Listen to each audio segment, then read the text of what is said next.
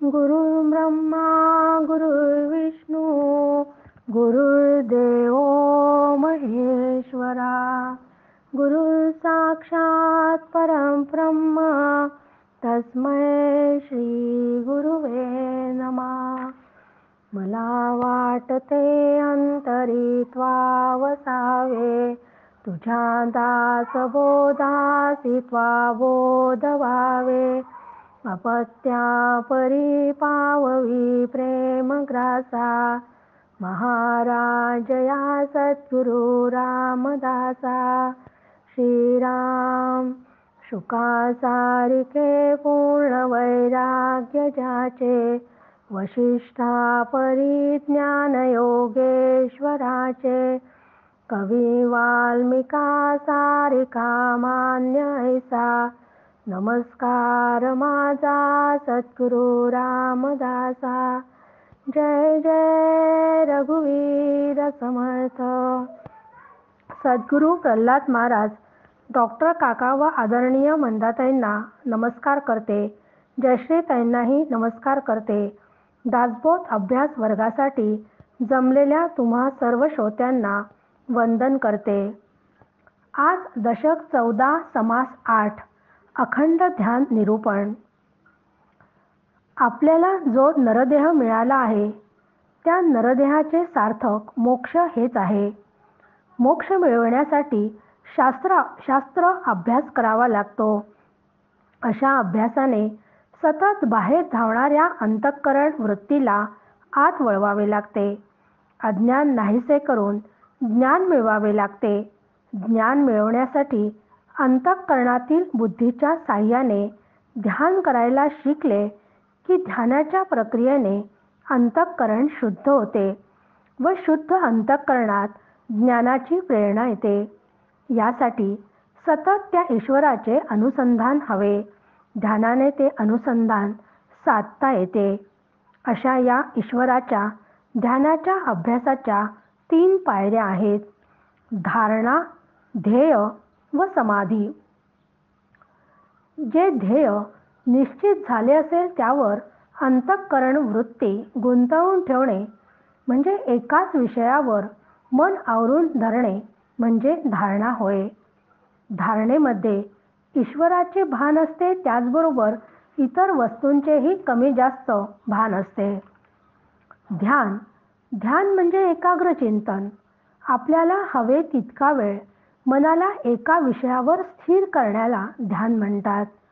ध्यानामध्ये फक्त ईश्वराचे भान असते. देहाचे व इतर वस्तूंचे भान लोपते. समाधी मन सर्व बाजूंनी एकाच विषयावर पूर्णपणे स्थिरावणे या समाधी म्हणतात.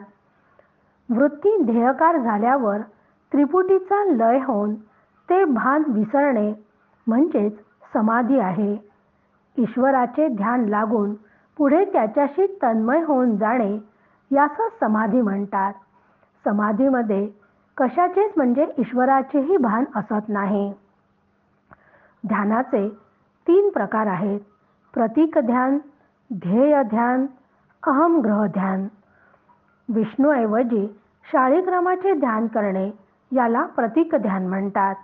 येथे शाळीग्राम हे विष्णूचे प्रतीक आहे.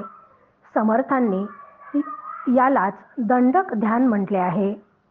ध्येय ध्यान सगुण रामाची, कृष्णाची मूर्ती अगर प्रतिमा समोर ठेवून त्यावर ध्यान करणे त्याला ध्यान म्हणतात.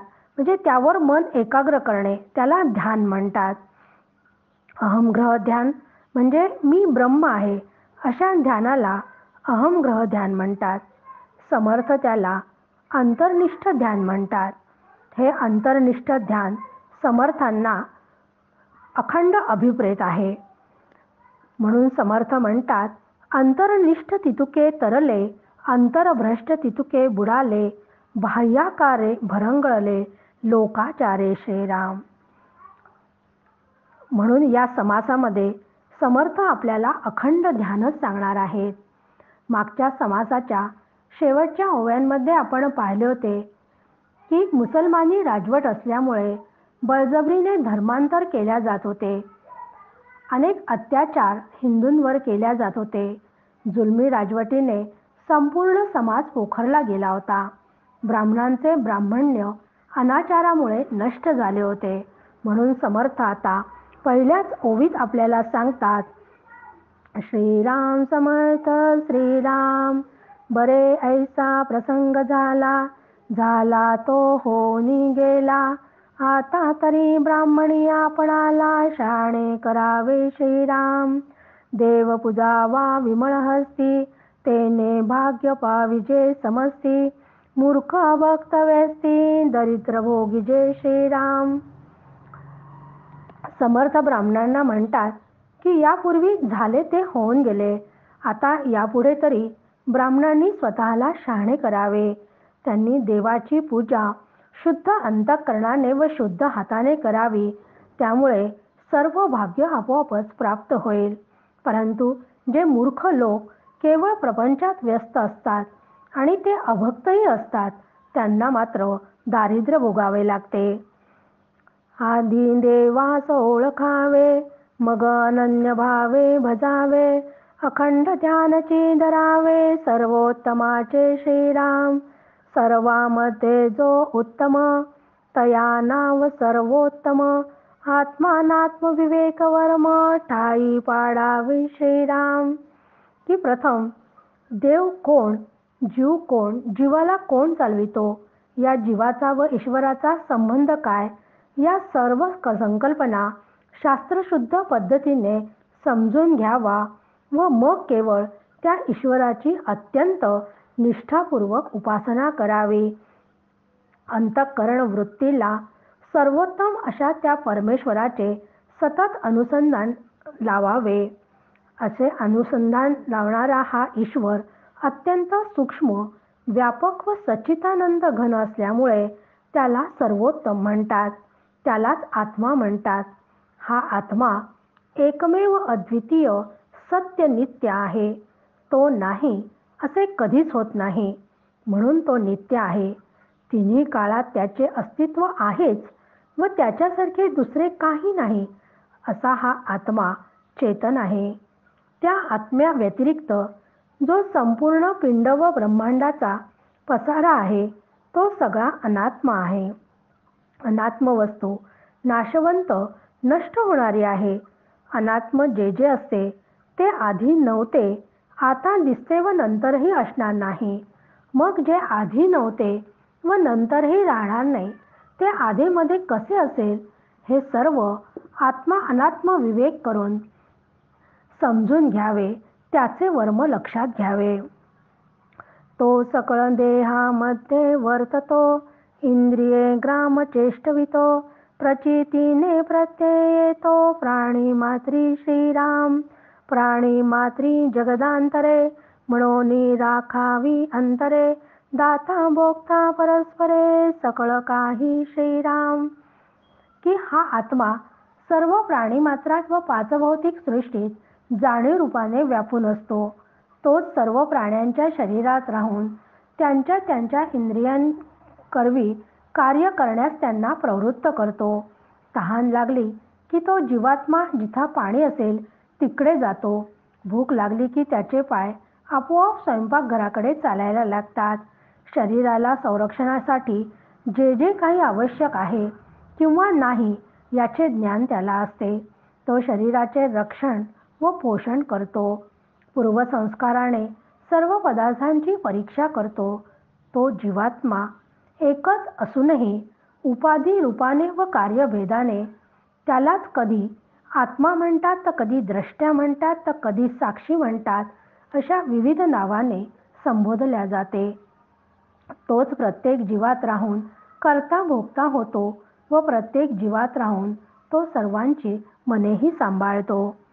देव वर्ततो जगदांतरी, तोची आपुले अंतरी, त्रैलोकींचे प्राणी मात्री, बरे पहा श्रीराम. मुळी पाहणार तो एकला, सकळा ठाई विभागला, देह प्रकृतीने झाला भिन्न भिन्न श्रीराम. भिन्न भासे देहाकारे, प्रस्तुत एकची अंतरे, बोलणे चालणे निर्धारे त्यासची घडे श्रीराम. की जो देव सर्व जगात संपूर्ण त्रैलोक्यात तील जीवसृष्टीत व्यापून आहे तोच आपल्या देहातही व्यापून आहे हे नीट लक्षात घ्यावे. कारण ईक्षण करणारा हा देव मूळचा एकटाच आहे, पण त्यानेच सृष्टीत जणू प्रवेश करून स्वतःची सर्वांमध्ये वाटणी केली. हा ईश्वर व आपला देह दोन्हीही पंचमहाभूते आणि अष्टधा प्रकृतीचा आहे. अष्टधा प्रकृती म्हटलं की त्रिगुण आलेच.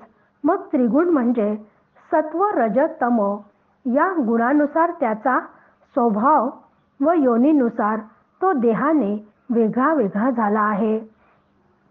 अनेक देह त्याने निर्माण केले, त्यामुळे एक असूनही तो वेगळा वेगळा झाल्यासारखा भासतो, पण तरीही त्या सगळ्यांचा आत्मा तोच तसाच व तेवढाच असतो. बोलणे चालणे इत्यादी सर्व कर्मे त्याच्याचमुळे घडतात.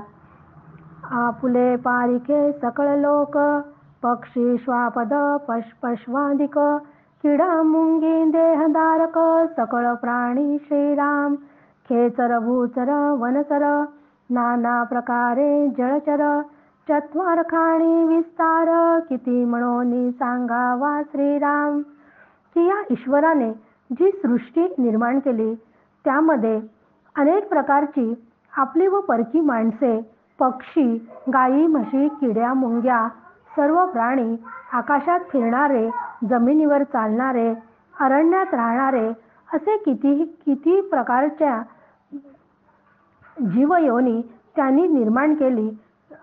ही किती म्हणून आता सांगाव्या असे समर्थ म्हणतात आहे.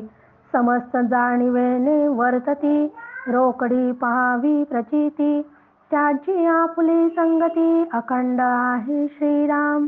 जगदांतरे ओळला धनी किती एक वटील प्राणी परी ते ओळावयाची करणी आपणापाशी श्रीराम.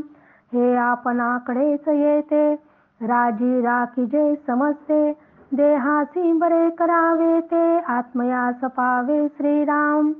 परंतु हा सृष्टीमधली जी जीवसृष्टी त्या संपूर्ण जीवसृष्टीमध्ये म्हणजे मनुष्य असो प्राणी असो या सगळ्यांमध्ये एकच जाणीव तत्व सर्व प्रकारे व्यापून असतं आणि हे जाणीव तत्व म्हणजेच अंतःकरण हे सगळ्यांचं एकच असल्या कारणाने सगळ्यांचा एकमेकांशी संगती आहे आणि ती अखंड आहे. म्हणून या जगाचा स्वामी सर्वांच्या अंतःकरणात राहत असल्यामुळे तो जर आपल्यावर प्रसन्न झाला तर आपले कितीतरी जीव आपण आपलेसे होतील. मग त्यांची प्रसन्नता ठेवणे आपल्याच हातात आहे. म्हणून जे जे भेटे भूत ते ते जाणीजे भगवंत ही दृष्टी कमावणे अत्यंत आवश्यक आहे आणि ती जबाबदारी आपलीच आहे. त्यासाठी जास्तीत जास्त लोकांची मने सांभाळण्याचा प्रयत्न करावा. त्यांच्या शरीराच्या सुखासाठी शरीराला कितीही झिजावे लागले तरी त्यासाठी जास्तीत जास्त कष्ट करावे, प्रयत्न करावे. त्यामुळे त्यातील जीवात्मा प्रसन्न होतो. दुर्जन प्राणी त्यातील देव त्याचा लाताड स्वभाव रागाचा जरी राव तरी तंडो नये की श्रीराम. प्रसंगी सांडीच करणे पुढे विवेके विवरणे विवेक सज्जनची होणे सकळ लोकी श्रीराम. आत्मतत्वी दिसतो भेद हा ओघाची देह संबंध एका जीवने नाना स्वाद औषधी भेदे श्रीराम. गरळ आणि अमृत झाले परी आपणही नाही गेले साक्षत्वे आत्मयास पाहिले पाहिजे तैसे श्रीराम. म्हणून समर्थ इथं आपल्याला सांगतात आहे की सगळ्या लोकांना आपण आपलेसे करावे म्हणजे त्यांची मने आपल्याकडे वळावीत.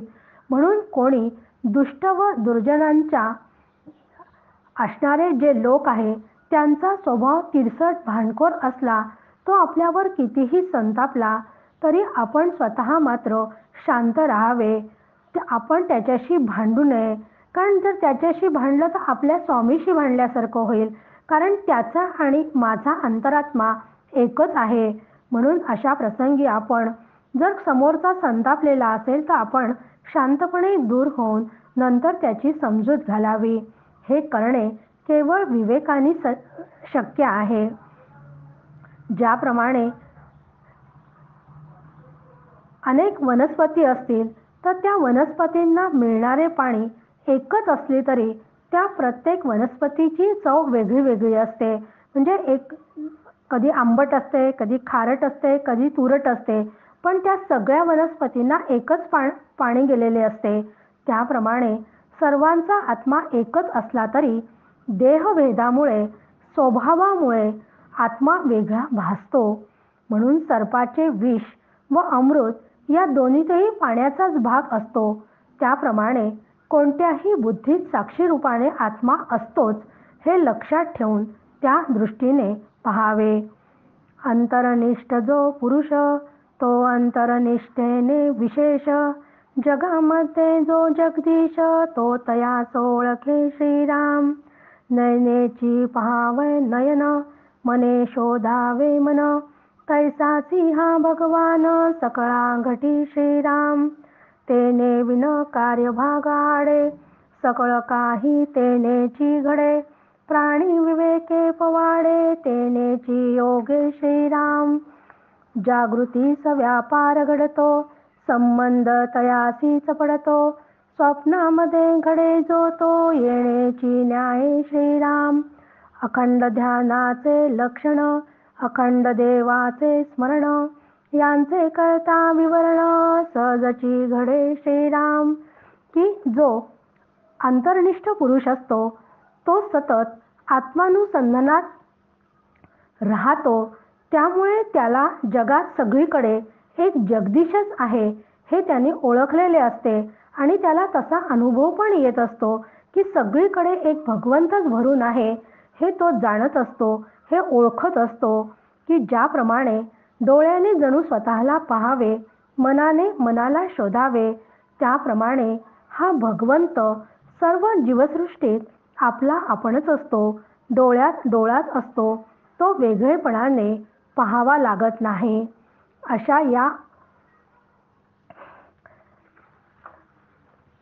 असा त्या आत्म्याच्या अधिष्ठाना वाचून शरीराचा एकही व्यापार चालत नाही. सर्व व्यापार त्याच्या सत्तेवरच चालतात. की जसं की सूर्य दररोज वेळेवर उगवतो, चंद्राची कला सतत बदलत राहतात, ऋतुचक्र अगदी वेळेवर सुरू राहतात, प्रत्येक प्राणीमात्रातील श्वासोश्वास व्यवस्थित सुरू असतो, आपल्या शरीराची प्रत्येक हालचाल होते, त्या सर्वांच्या मागे चेतन आत्म्याची सत्ता असते. म्हणून जीवसृष्टी विवेकाने चालते ती केवळ ज्ञानरूप आत्मा असतो. म्हणूनच जागृती, स्वप्न, सुषुप्ती या तिन्ही अवस्थेत तो आत्मरूप चिदाभास असतो. म्हणूनच झोपेतून जागा झाल्याबरोबर घडणारे सर्व व्यवहार आत्मरूप चिदाभासामुळे दृश्य दिसू लागल्याने होतात. स्वप्नात मात्र तैजसरूप आत्माच मनोमय सृष्टी निर्माण करतो. झोपेतही खाज आली, डास चावला की माणूस हालचाल करतो, खाजवतो, मग तेथेही आत्मा जागृतच असतो. हा आत्मा कधी नाही असे होतच नाही. म्हणून त्या देवाच्या अखंड अनुसंधानात राहून सर्वत्र तो भगवंतच नटलेला आहे असे बघणे. माझे प्रत्येक कर्म, या जगताचे सगळे व्यवहार त्याच्या सत्तेने चालतात हा दृढ भाव ठेवणे हेच ध्यानाचे लक्षण आहे. विश्व हा जागृतीचा, तेजस हा स्वप्नाचा, तर प्राज्ञ हा सुषुप्तीचा भोगता असून तुर्य अवस्था ही त्या तिन्ही अवस्थांची साक्षी आहे. आणि असा साक्षी भावाने जो आपण पाहतो तो साक्षी असणारा देव आहे. हे कायमचे मनावर ठसले की त्याला समर्थ सहज ध्यान म्हणतात. सहज सांडून सायास हाची कोणी एक दोष, आत्मा सांडून नत्यास ध्यानी धरिती श्रीराम. परी ते धरताही धरेना, ध्यानी येती व्यक्ती नाना, उगेची कष्ट ती मना, कासावी सकरोनी श्रीराम. मूर्ती ध्यान करिता सायासे, तेथे एकाचे एकची दिसे, भासो नये तेची भासे, विलक्षण श्रीराम. म्हणून समर्थ इथं म्हणतात आहे की साक्षी असणारा देव हे कायमचे मनावर ठसले तर सहज ध्यान होईल. पण हे सहज ध्यान सोडून लोक कष्टाच्या व क्लिष्ट अशा ध्यान प्रक्रिया वापरतात. हा एक प्रकारे दोषच आहे. कारण हे लोक तुरीयरूप आत्मा सोडून मनचित्तादी अनात्म पदार्थांचा ध्यानासाठी उपयोग करतात. पण ते त्यामध्ये कितीही मनाला संयमित ठेवू म्हटलं, त्या मनाला आवरू म्हटलं तर ते आवरता येणे शक्य होत नाही. कारण तिथे ते मन धरले जात नाही. कारण ध्यानामध्ये कित्येक नाम व रूपे समोर येतात. पण मग ते नाम आणि रूपे समोर आली की आपलं मन विचलित होते. म्हणून हे टाळण्यासाठी कितीही प्रयत्न केले तरी ते टाळताही येत नाही. मग असे झाले की जीव कासावीस होतो. त्याच्या मनाला यातना होतात. त्याचे ध्यानामध्ये लक्ष लागत नाही. मूर्तीचे ध्यान करू गेले तर ज्याची मूर्ती आहे त्याऐवजी तिथे दुसरेच काहीतरी दिसू लागते. मग जे दिसू नये तेच दिसायला लागते. मग त्यामुळे विचित्र काहीतरी भासू लागते. याला समर्थ ध्येयध्यान म्हणतात आहे. पण मग समर्थ 28व्या ओवीत म्हणतात की मग ध्यान देवाचे करावे की देवालयाचे करावे याच्याशी स्वतःच तुम्ही ठामपणे निर्णय करावा. देह देऊळ आत्मा देव, कोठे धरू पाहता भाव, देव ओळखोन जीव, तेथेची लावावा श्रीराम. खूप सुंदर ओवी समर्थांनी इथे सांगितली आहे. या ओवीत समर्थांनी देहाला देऊळ म्हटले व आपल्या अंतरात्म्याला देव म्हटले आहे. अंतरी देव आहे म्हणून देहाला मंदिराचे महात्म्य प्राप्त झाले. अन्यथा अस्थि मांस रक्तांशिवाय आहेच काय त्यात. परंतु लोकांची कमाल अशी आहे की ते देवालाच विसरले व देवळालाच महत्त्व देऊ लागले. देवाची भक्ती करण्यापेक्षा ते देहावरच जास्त प्रेम करू लागले. अहो, पण मंदिर कितीही सुंदर संगमरवरी फरशीचे, सुवर्ण आणि रत्नजडित कळसाचे असले तरी महत्त्व मंदिराला की मंदिरातील देवाला द्यायचे हो? तोच न्याय देहालाही लागू नाही का? छान गोरापान सुंदर देह आहे, उंचापुरा आहे, देखणा आहे. पण त्या देहात प्राणच नसेल तर ते शरीर काय कामाचे? परंतु माणूस हे सहज विसरतो. हे विस्मरण होण्याचं एकच कारण आहे की माणसाला स्वस्वरूपाचे भानच राहिले नाही. देह तादात्म्यामुळे मी शुद्ध चैतन्य आहे याचे विस्मरण त्याला झाले की देहाभिमान उत्पन्न होतो व स्वतःला तो अमर अविनाशी आत्मा न मानता मी केवळ शरीर आहे असे मानायला लागतो. शरीर माझे व ते माझ्याकरिता आहे या भ्रमात राहून स्वतःचा सत्यानाश करून घेतो. या जगतात दोनच गोष्टी आपणास दिसतात. एक म्हणजे अविनाशी आणि दुसरी विनाशी. विनाशी म्हणजे सतत परिवर्तनशील, बदलणारी, संपणारी. आपले शरीर किंवा ही संपूर्ण जीवसृष्टी कशी आहे? विनाशी आहे. त्याचा एक दिवस नाशच होणार आहे. आणि अविनाशी तत्व म्हणजे काही कधीही न बदलणारे असे जे माझे स्वस्वरूप आहे.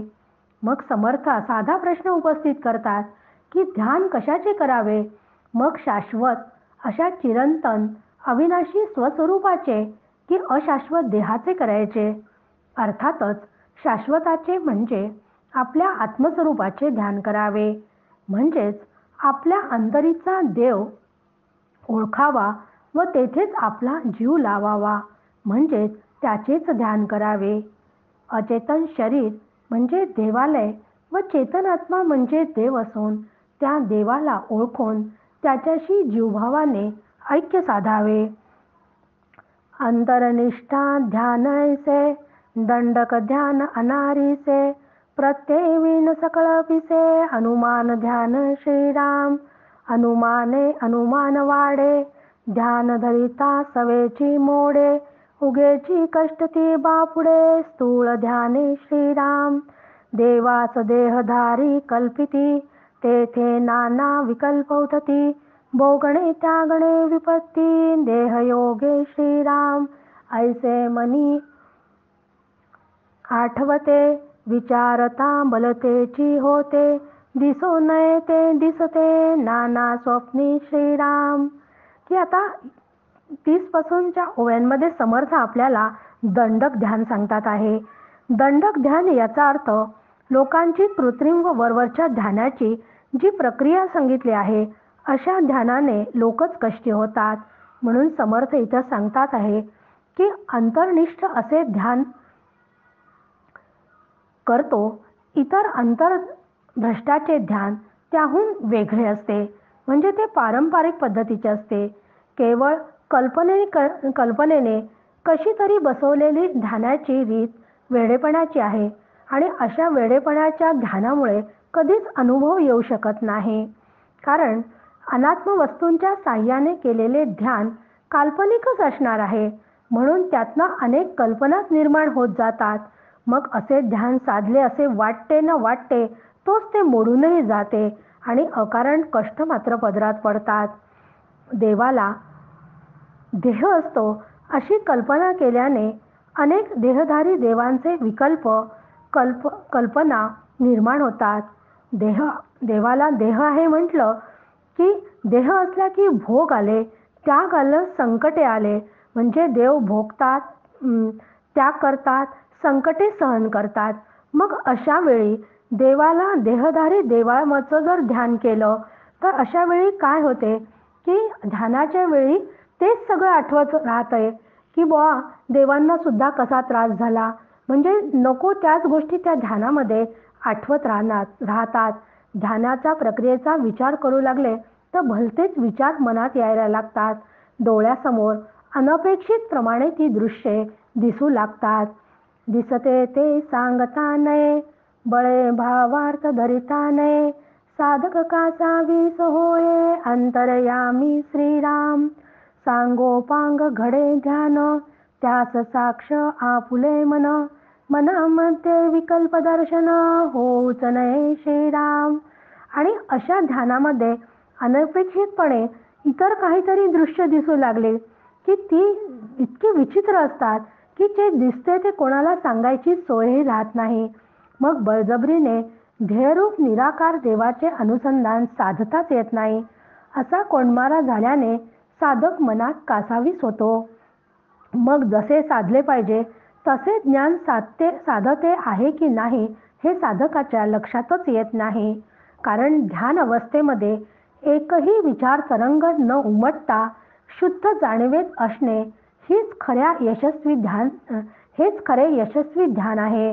म्हणून समर्थ 36व्या ओवीत म्हणतात, फुकट मन एकवटले, तेने तुटक ध्यान केले, तेथे कोण सार्थक झाले, पाना का श्रीराम.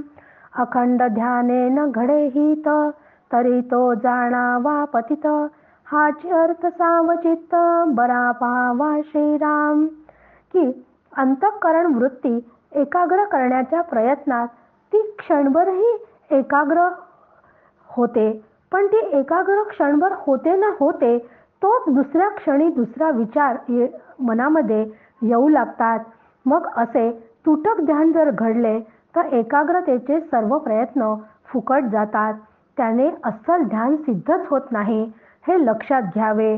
मग जो अतूट ध्यानाने जीव ब्रह्म ऐक्याचा अनुभव घेत नाही व स्वतःचे हित साधत नाही त्याला समर्थ म्हणतात की ते पतितच त्यांना समर्थ पतितच म्हणतात आहे. हे नीट लक्षात घ्यावे. ध्यान धरिले ते कोण, ध्यानी आठवते ते कोण, दोन्ही मध्ये अनन्य लक्षण असले पाहिजे श्रीराम. अनन्य सहजची आहे, साधक शोधून न पाहे, ज्ञानी तो विवरून राहे, समाधानी श्रीराम. धारणा करून ध्यान धरणारा कोण, ध्यानामागील ध्येय कोण, ध्याता व ध्येय याचा संबंध काय, याचे पूर्ण ज्ञान असले पाहिजे.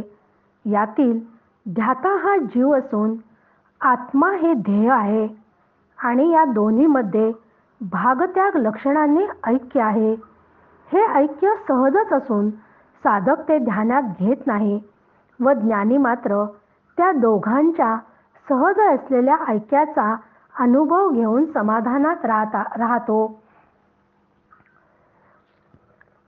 ऐसे ही प्रत्ययाची कामे प्रत्यय वीण बाधीचे भ्रमे लोकदंडक संभ्रमे चालती प्राणी श्रीराम. दंडक ध्यानाचे लक्षण धरून बैसले अवलक्षण प्रमाण आणि अप्रमाण बाजारी नेनती श्रीराम. मिथ्या समाचार उठविती वावग्याच बोंबा घालिती मनास आणि तांती अवघेची मिथ्या श्रीराम. की ध्यान हे अनुभवाचेच काम आहे. अनुभवा वाचून जे काही असते ते सगळे भ्रमरूप असते. सामान्य साधक मात्र भ्रमामध्ये असतो आणि तो साधक रूढ पारंपरिक व अशास्त्रीय पद्धतीने ध्यान करतो. ध्यान करतो पण हीच ध्यानाची पद्धत बरोबर आहे अशा भ्रमातच तो राहतो. त्यामुळे तो साधक दुर्दैवी ठरतो. तो शास्त्र व शास्त्रबाह्य असा फरक जाणीतच नाही, कारण त्याची बुद्धी अतिसामान्य असती. ध्यानासंबंधी व ध्यानासंबंधी हव्या त्या अफवा तो पसरवित असतो. वाटेल तशा तो कांड्या फिरवत असतो. तो कधीकधी जमिनीपासून 6 इंचावर तरंगणे असे काहीतरी प्रयोग करून दाखवतो. अंगामध्ये देवदेवता आहेत म्हणून तो संचार माझा होतो असे सांगतो. या सर्वांचा शास्त्रशुद्ध विचार केला तर त्याला खरं म्हणजे काडी इतकीही किंमत नाही. कोणी एक ध्यानस्थ बैसला कोणी एक शिकवी त्याला मुकुट काढून माळ घाला म्हणजे बरे श्रीराम. मनाचे ते काय दुष्काळ जे आकुळ कल्पिली माळ सांगते एक ते केवळ मूर्ख जाणावे श्रीराम. प्रत्यक्ष कष्ट करावे न लगती दोरे फुले गुंफावी न लगती कल्पनेची माळ तिथी करती काय निमित्त श्रीराम.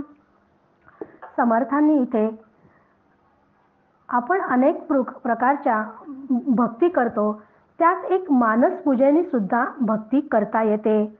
मग इथे समर्थांनी सांगितले की असे गुरु शिष्य एका ठिकाणी बसलेले असताना शिष्यानी ध्यान लावले, म्हणजे तो ध्यानस्थ बसला आणि ध्यानस्थ बसला असताना तो मानस पूजेने आपल्या भगवंताला सगळे अर्पण करत होता. गंगेचे जल, सुंदर आसन, वस्त्र असं सगळं त्यांना देत होता.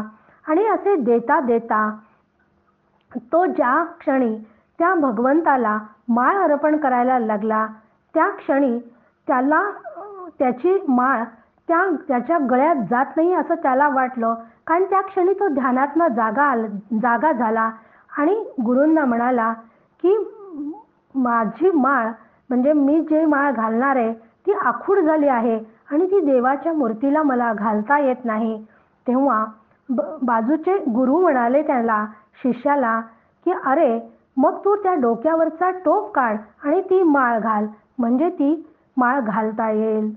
पण असे विचार करणारे की मानस पूजेमध्ये खरं म्हणजे वास्तविक कुठलीच सामुग्री लागत नाही, तिथे कल्पनाच करायची होती, तर मग आखूड हाराची कल्पना का करावी आणि मुकुट काढून हार घाला असेही त्या श्रीगुरूंनी का सांगावे.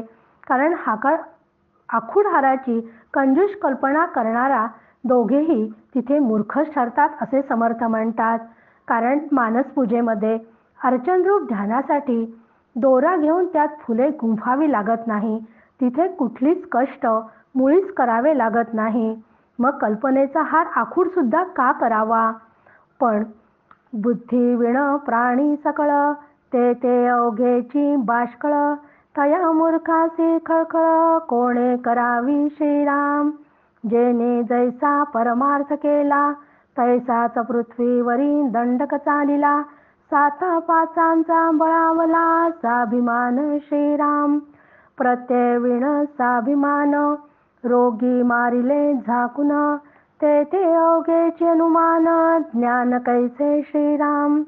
सर्व साभिमान सांडावा, प्रत्यय विवेक मांडावा, माया पूर्व पक्ष खंडावा, विवेक बळे श्रीराम. परंतु असे निर्बुद्ध जी माणसं असतात की ज्यांच्याजवळ बुद्धीच नसते, ती माणसे खरोखरच टाकाऊ असतात, निरर्थक असतात. त्या मूर्खांना काहीही समजवण्याशी, त्यांच्याशी हुज्जत घालणे अगदी मूर्खपणाचेच ठरते. जो आपल्या मनाने जसा परमार्थ करतो तसाच तो संप्रदाय पण निर्माण करतो. मग त्याला कुठेतरी अशा निर्बुद्ध माणसाला 5-7 शिष्यांच्या बळावर तो आचार्यपदाचा अभिमानही बाळगतो. त्याने मांडलेला हा फळ थोडा काळच टिकून राहू शकतो. एखादा कोणी रोगी असेल तर त्या रोग्याला औषध न देता त्याला केवळ झोपवून ठेवून मारावे. त्याप्रमाणे अनुभवा वाचून केवळ अभिमान व अंदाज या सामुग्रीवर आत्मज्ञान कसे होईल. म्हणून सर्व तऱ्हेचा स्वतंत्र विचाराचा अहंकार सोडून द्यावा आणि शास्त्रशुद्ध असा विवेक अनुभवपूर्वक मांडावा. मायेचा पूर्वपक्ष व सिद्धांत काय हे समजून घ्यावे आणि ते विवेकाने समजून घेऊन त्या मायेचा त्याग करावा. आणि असं अखंड ध्यान समर्थांनी जसं सांगितलं आहे तसं आपणही करण्याचा प्रयत्न करूयात. जय जय रघुवीर समर्थ.